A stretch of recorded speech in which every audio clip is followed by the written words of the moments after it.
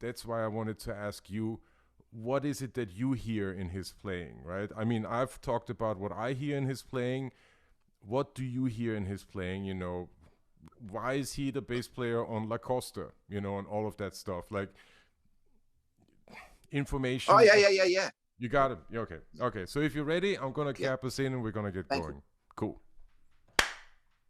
Cool. All right. This is the follow up. And we are following up today on a live video I did for George's Bass Chat sometime in 2020. I forgot the exact date, but the live video featured the great Ruben Rodriguez.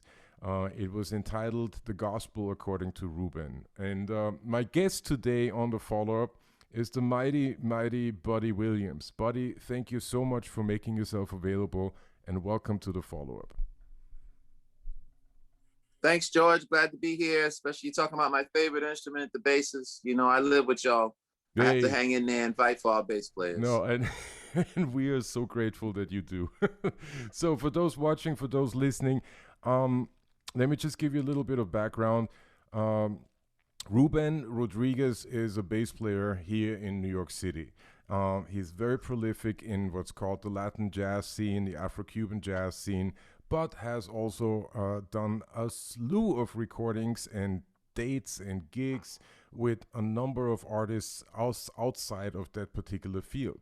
So with the follow up, I'm trying with the series, with the video series, the follow up, I'm trying to present different perspectives on stuff that I covered on live videos on George's Space Chat. And since Buddy Williams has had extensive experience playing with Ruben, recording with Ruben, I was interested in getting his take on Ruben's playing. So, Buddy, let me open it up to you. Maybe a good place to start is where did you first hear about Ruben? How did you guys meet? And yeah, let's just start there and see where this takes us. Okay, so Ruben Rodriguez is a Puerto Rican Latin all-star in the New York genre of the New York sound. Right. Now, he's not just a typical Puerto Rican guy that plays the bass. He's a genius musician Yes. that can apply his musicality to all walks of life and all genres of music. Bobby Rodriguez, the quintessential bass Latin player, upright, like Chano Pozo, Yeah. Bobby Rodriguez. In the same breath, you say those guys. And so Right. Ruben has been a student, a representative, in the shadows, representing those guys. Then Right. you got Andy, who Right. just, Gonzalez. Yeah. Andy Gonzalez, you know what I mean? Yeah. Yeah. Yeah, Andy. Ruben represents for those guys. Oh yeah, sure. Yeah, that's his. Oh, he's Puerto Rican, so he can do that. No, no, no, no. It ain't You get like up that. there and play the club and play the thing and play it with foundation and gravity.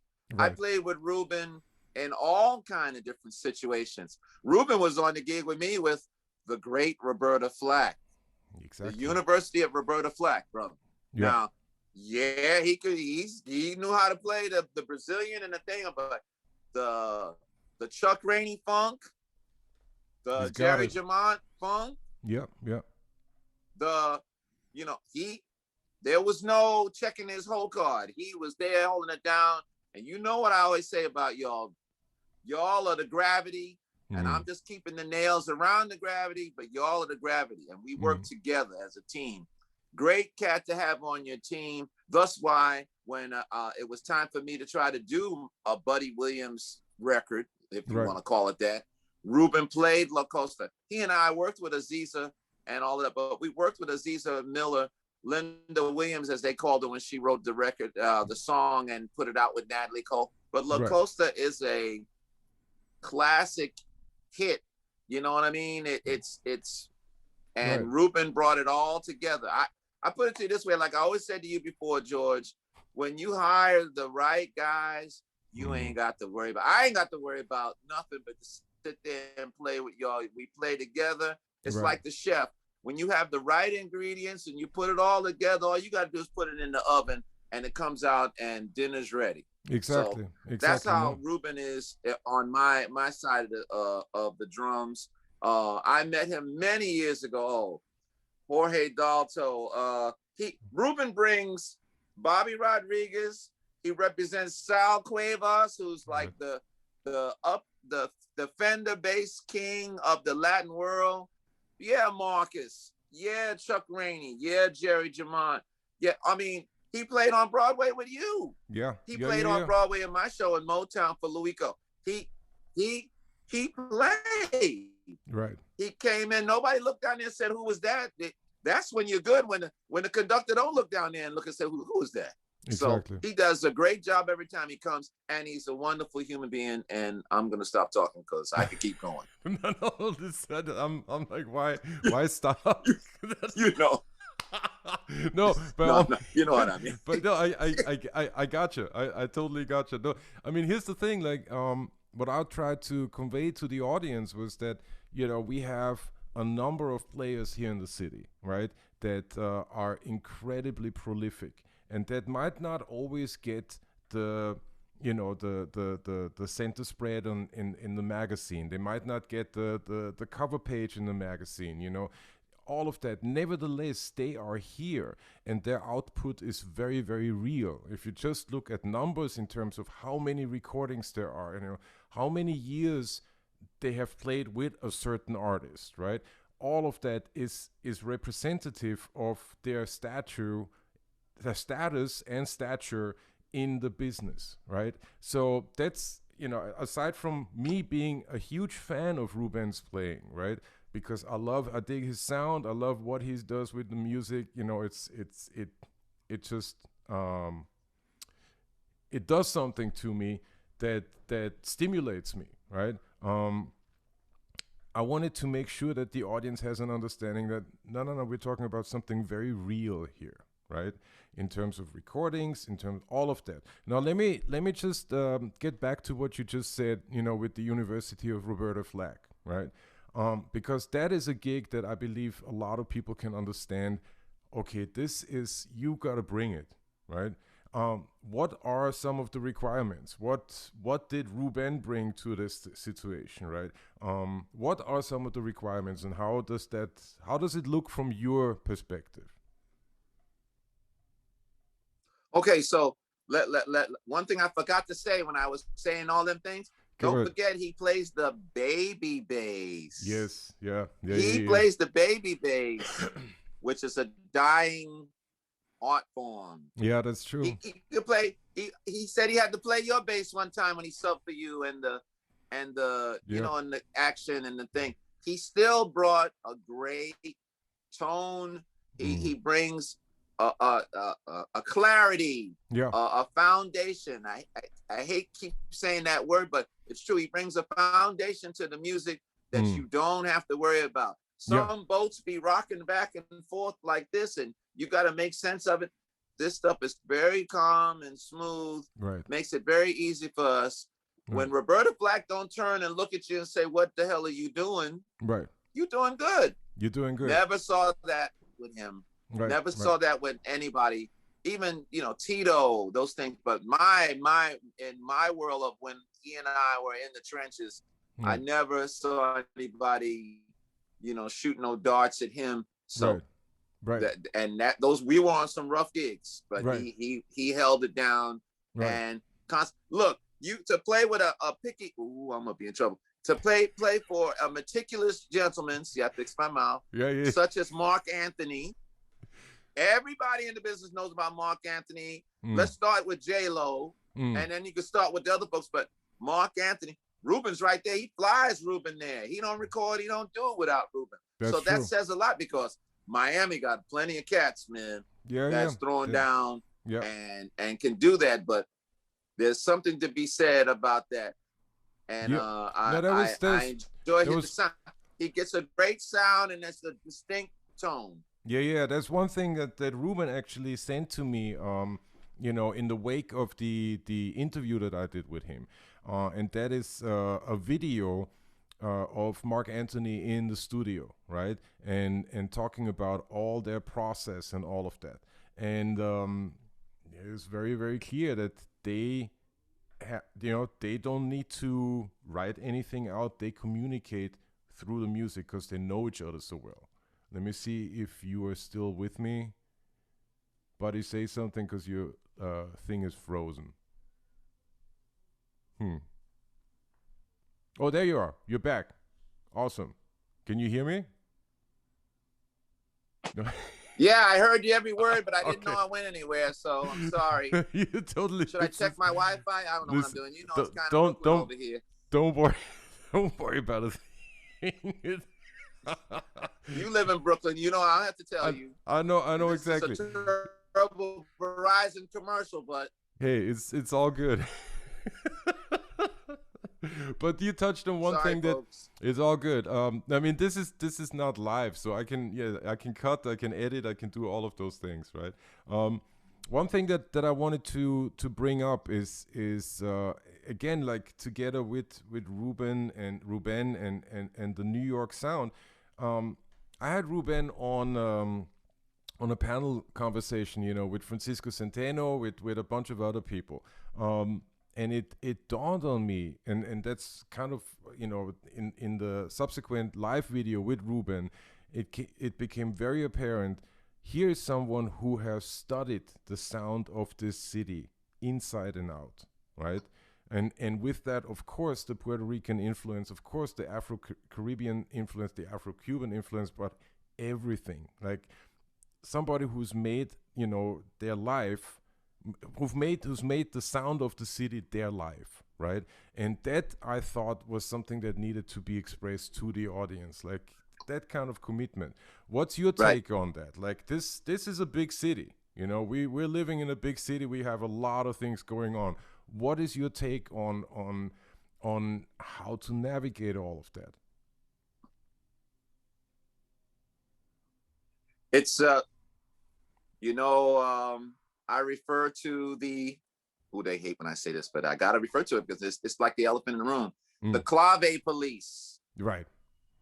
2 3 3 2. Right. No, you don't do that. He's got it down. Right. But that's, like you said, you have to study. You have to live it. Right. The sauce on the or what the do's and the don'ts. The gumbo. He I know I'm crazy. Your best friend, the two old guys, the two great guys like Cornell Dupree and Chuck Rainey, and one will say, Cornell will say to Chuck, you got too many strings on that bass. Right. It's taste. It's being aware of the genre of music you're doing.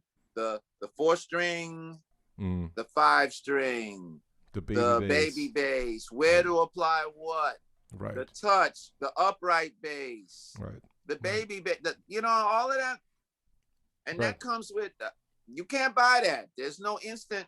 There might be, but it's not a 5-hour drink and you turn into Red Bull and all that. This is some learning stuff that the University of Life has to teach you. Whether you played it in the Latin Hall down on 96th Street and Broadway, or up in the Bronx, and that's some different clave right there, them two joints.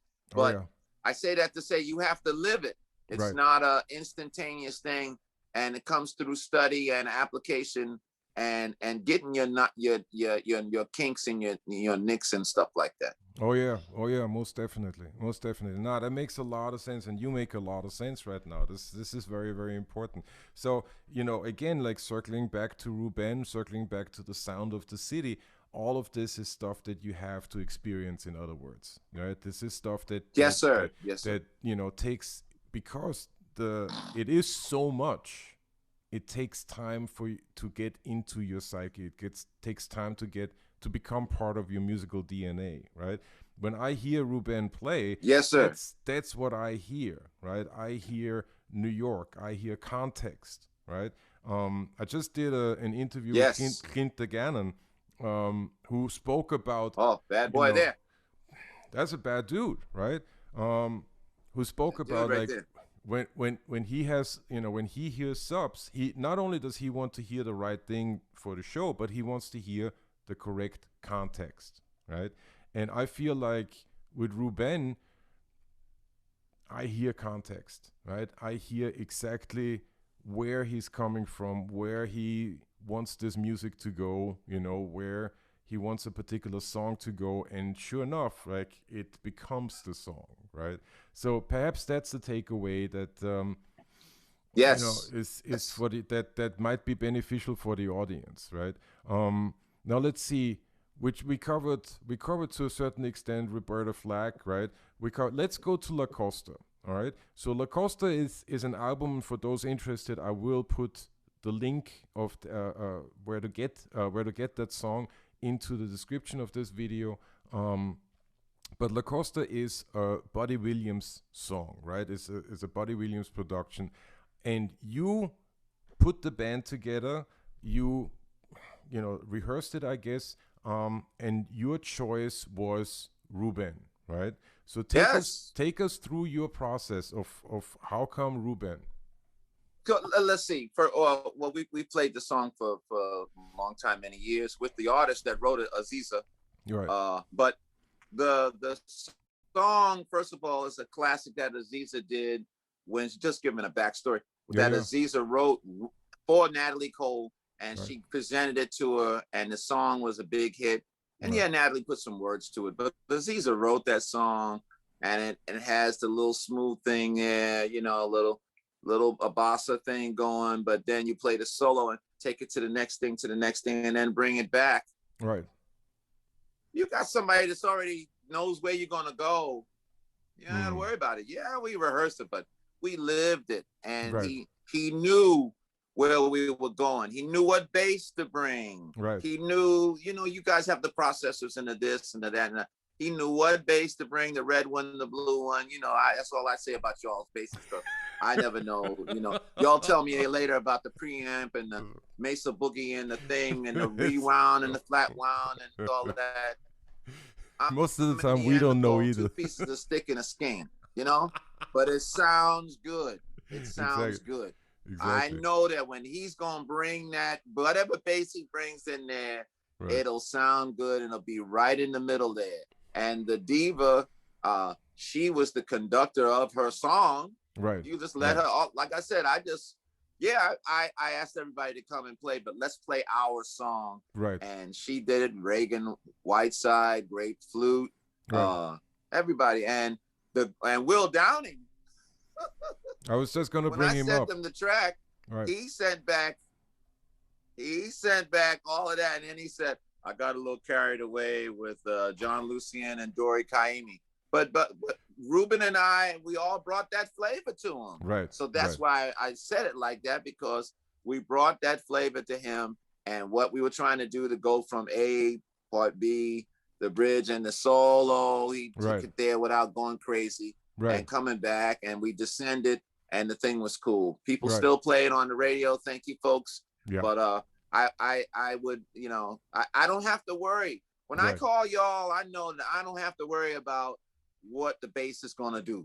Yeah, He sits down, let's go. I'm right, trying to I gotta do the octopus and make all these hands and feet and drums and stuff work on my side of the room. I right. can't worry about me and worry about you. Yeah, So that's what you do. You get the right guys, right, you put the right guys in the right place, you ain't got to worry about it, whether it's football, basketball, or music. But we talking about music right now, right. especially playing from one side to the Afro-Cuban Mm, jazz.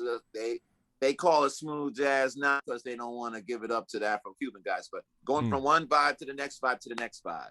Right, right, right, right, Perfect. right, right, right, right. No, no, that makes so much sense, and you're absolutely right. You're absolutely right. Like this, all the bases, no pun intended, but all the bases are covered. It's all there, right? And on top of that, there is what Ruben has, and what he also talked about a lot in the live video was, the long-standing association with Mark Anthony, right? And Yes.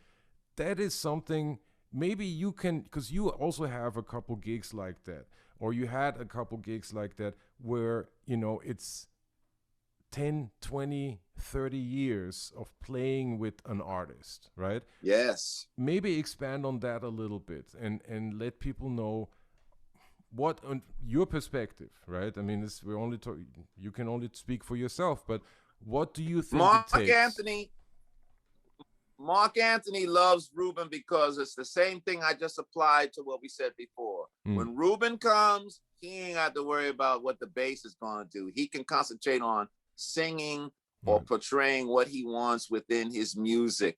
I come to play with Roberta. Look what we just did on Broadway, bro. When we did Hello Dolly. right, I got called. Mr. Miller was kind enough to call me. yeah, They had other guys. right, Bette Midler was not comfortable. right, He asked me, could I come? I sat down and played. Not that I was the end all or be all. It calms the artist down when mm, they know they got somebody that they can depend on and will deliver what they want. And yeah, they rehearsed me to death, and they rehearsed all of us to death. But at least that faction, that person that you have a doubt about, that mm, makes for a rocky road. She right, calmed down. They calmed down. We all had a nice run, and thank you, dear God. yeah, Ruben's the same thing. You right, get Ruben to come play, you ain't got to worry about the bass. yeah. I hate saying the same thing over and over again, but No, it's that's why true. there's a Mark Anthony. When Stanley Banks, let's say the bass, when Stanley Banks comes to play for George Benson, and Stanley Banks played on Breezin' from the beginning, and Mm, George Benson went to the moon and started making these records and making money like we know him to make it. The bass was covered, the electric bass was covering it. He had a foundation. He didn't have to worry about that anymore. Jorge Dalto was there, Ronnie. You know what I mean? The yeah, yeah, guys were yeah, there. But yeah. Stanley was the base, the foundation, the anchor. Mm, He had George had other upright players before, and he played on all those great records, and Ron Carter was on and all that. But this is now George's band, right, George's statement, George's thing, and Stanley Banks has been there since the Breezin' record. Now, y'all right, can ask what year it was, 78, 79, something like that. But the point is, the bass was the foundation for him to float on. And anytime he goes somewhere, Stanley's somewhere in the corner there playing.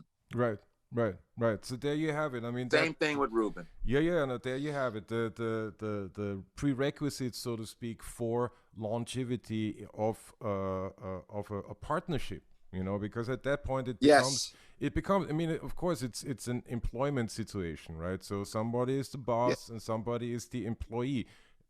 That's what it is. Nevertheless, Yes. it does become a partnership as such, especially if Yes, it sir. goes like past 10 years, past 20 years. You know, I mean, Woo! this past 40 years, past 50 years. I'm almost 50 myself. You know, people have been playing together for as long as I've been alive. That's a reality, right? So it's Yes, important sir. to realize that these players are out there, and you know, it doesn't always don't necessarily, again, these players don't necessarily always get the proper credit that they're due, in my opinion, right? um Amen. you know, Amen. that's just something you yourself, you know. Bette Midler, we're going back to, what is that, 71, 72, Whenever or HBO started. Oh, wait, the bicentennial tour, the second tour was the bicentennial tour. That was 1976. And we 76, had there a we go. tour before that. I left Saturday Night Live to play with Bette because Saturday Night Live was a new thing. It Right, wasn't big time like it is now. It right, was new. We had one gig a month. I'm right, somebody's daddy. right, Bette right, Midler was embarking upon a let's do this like this. We did a right, bus and truck tour right, all over the country. We did the first live performance, HBO, what mm, we call HBO now, home box office. And right, she did a live gig, and then you can see it on YouTube. But my right, point is, me and Francisco was the foundation on the bottom, and right. then she did all the crazy stuff on top, and I mean it lovingly with the crazy. Of It course. wasn't fanatical. It was just different for everybody else. And Right, look, nobody knew who Bette Midler was then. I mean, yes, she was in Fiddler on the Roof. She performed at the bathhouses, but as a big artist, and I caught a lot of don't say that word, buddy. I caught a lot of conversation about leaving But look here, this 40 years plus later, Yeah.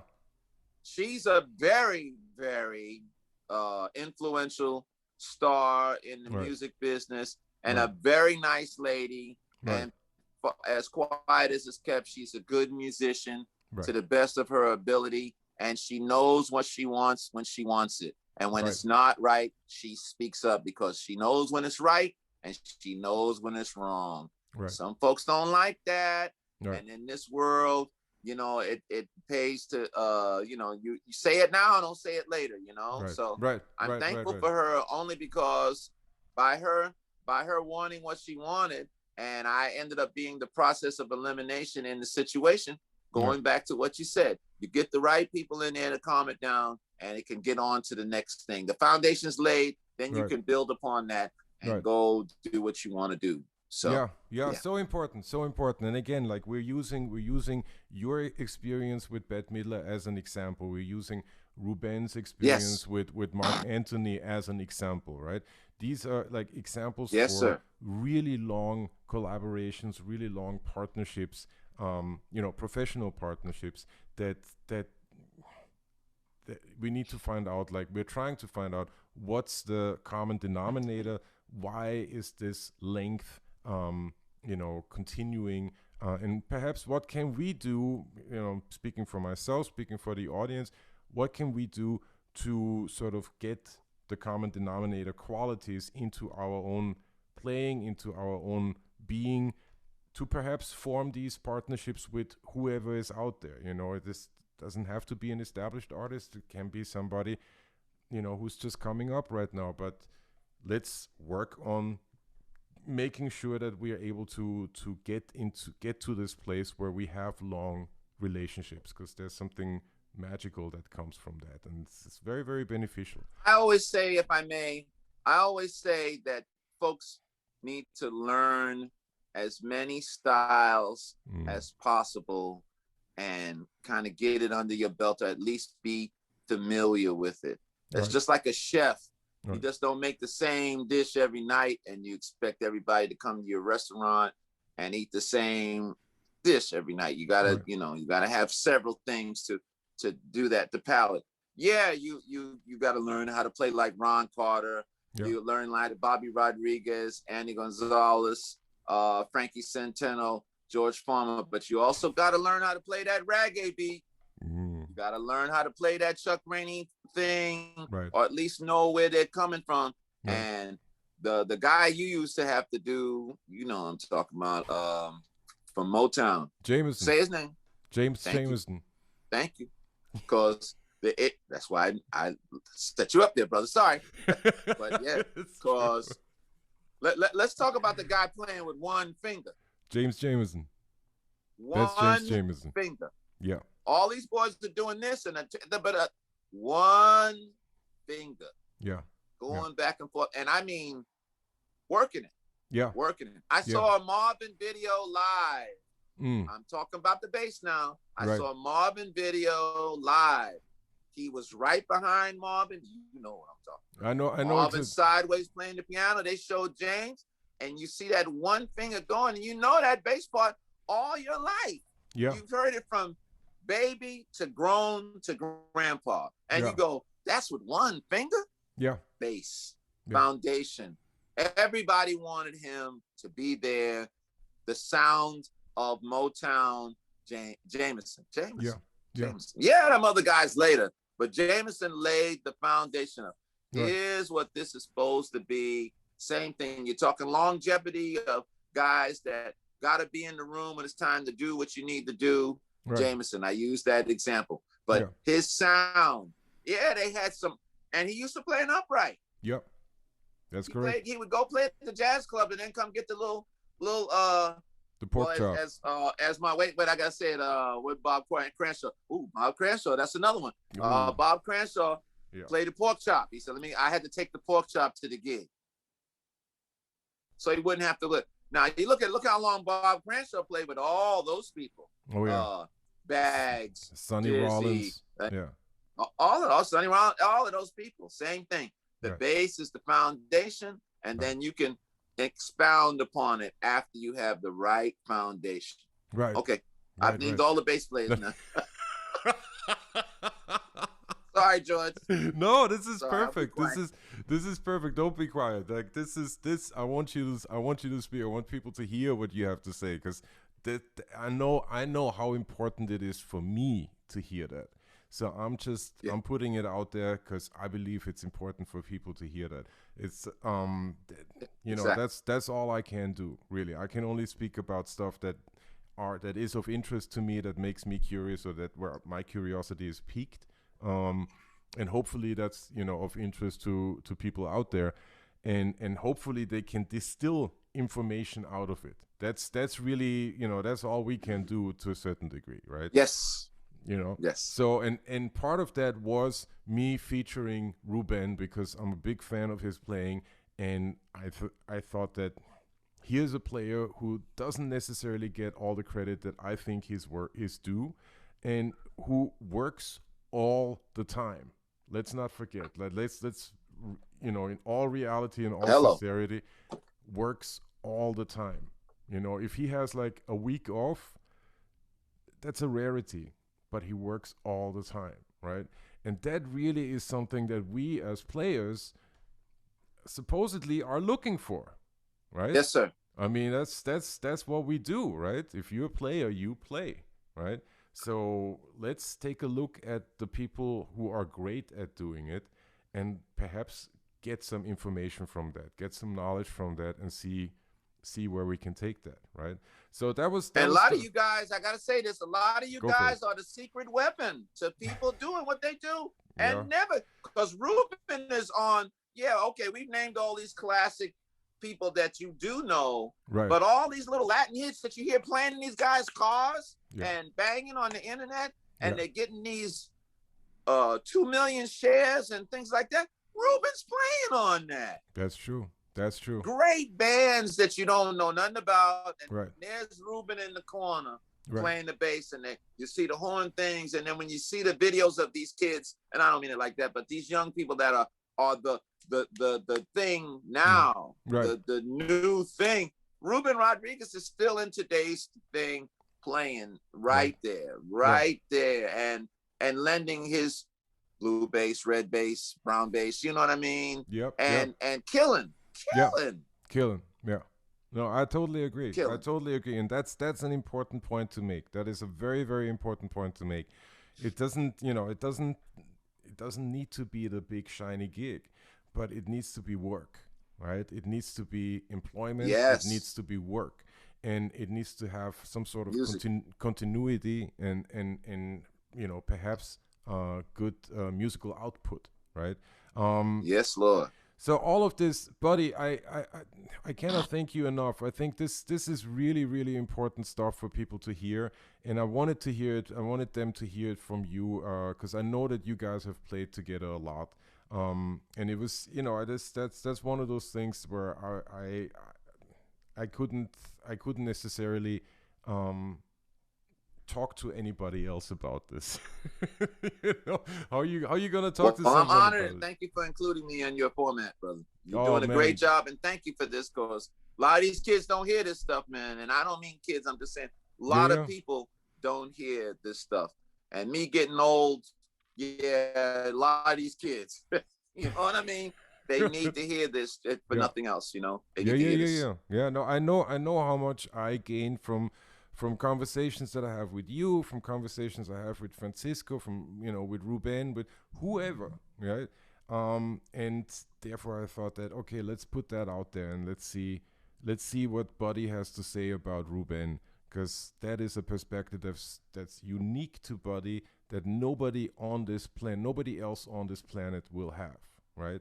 And I want to thank you Thank again, you. for making yourself Thanks, George. available and for sharing that with us, because that is invaluable in my opinion. So, Buddy Williams, listen, stay safe out there, stay sane. I hope everything stays good with the family, and again, thank you so much for being here today. I really, really appreciate your time. Thanks, George. Keep up the good work, man. Great shows, man. You Thank you. got it. You got it. All right.